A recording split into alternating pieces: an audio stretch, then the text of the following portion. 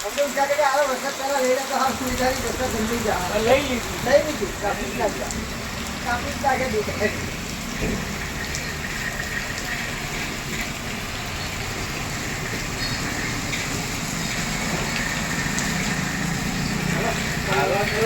market જોઈ